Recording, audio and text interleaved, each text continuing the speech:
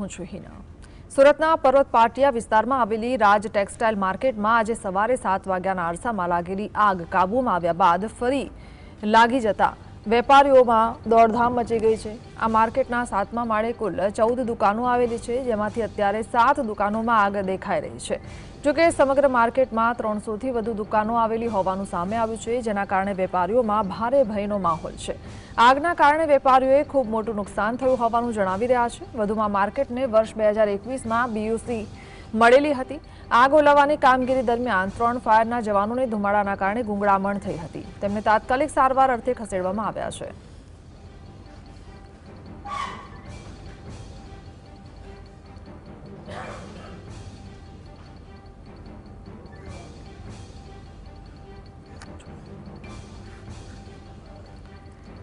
તો સુરતમાં શા માટે ભીષણ અગ્નિકાંડની ઘટનાઓ એક પછી એક બની રહી છે।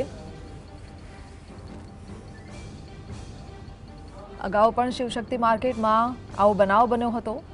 બિલ્ડિંગ પેક હોવાથી ધુમાડો ન નીકળતા ગુંગળામણની ઘટનાઓ પણ બની છે। બિલ્ડરને કેવી રીતે બિલ્ડિંગ બનાવવાની મંજૂરી આપવામાં આવી તે પણ એક સવાલ છે। સદનસીબે જાનહાનિ થઈ નથી। જો જાનહાનિ થાત તો કોની જવાબદારી હોત? તો આવી ઘટનાથી તંત્ર આખરે ક્યારે બોધપાઠ લેશે?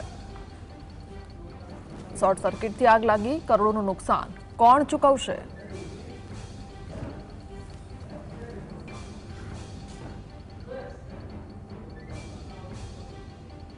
આગ 7મા માળે જ લાગેલી છે।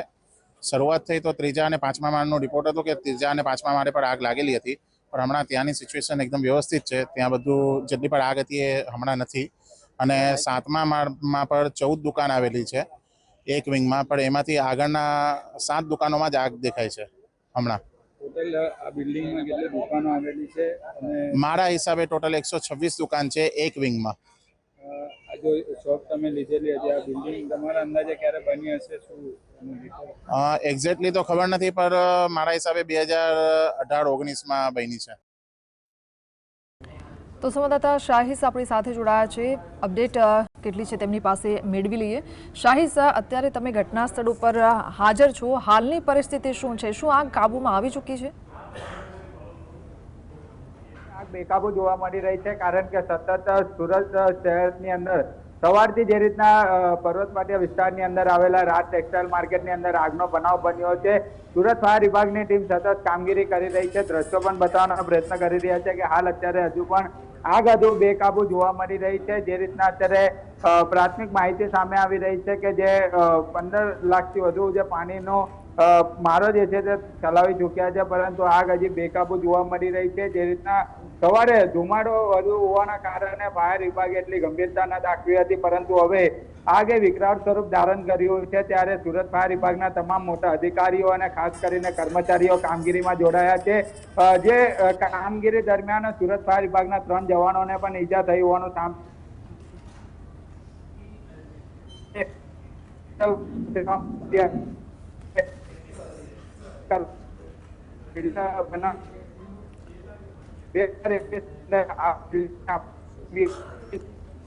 ત્યારે રાજ ટેક્સટાઇલ માર્કેટને એસી આપવામાં આવી હતી, ત્યારે એલિવેશન કામ ના દેખાયું હોય પણ ઉપસ્થિત થઈ રહ્યો છે। અગાઉ પણ સુરત શહેરની અંદર શિવશક્તિ ટેક્સટાઇલ માર્કેટ અલગ અલગ માર્કેટોની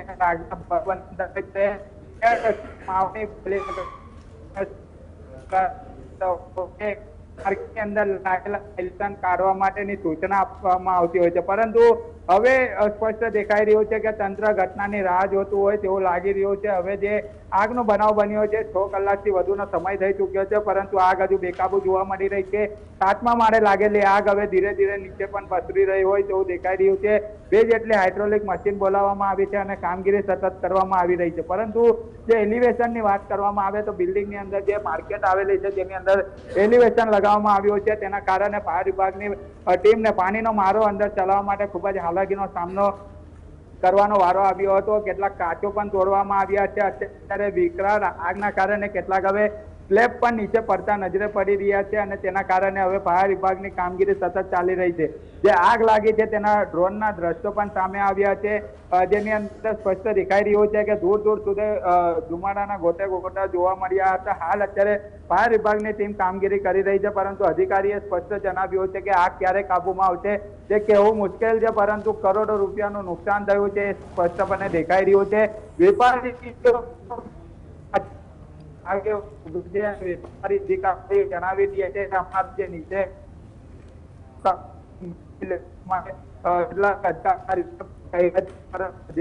જી શાહીસ.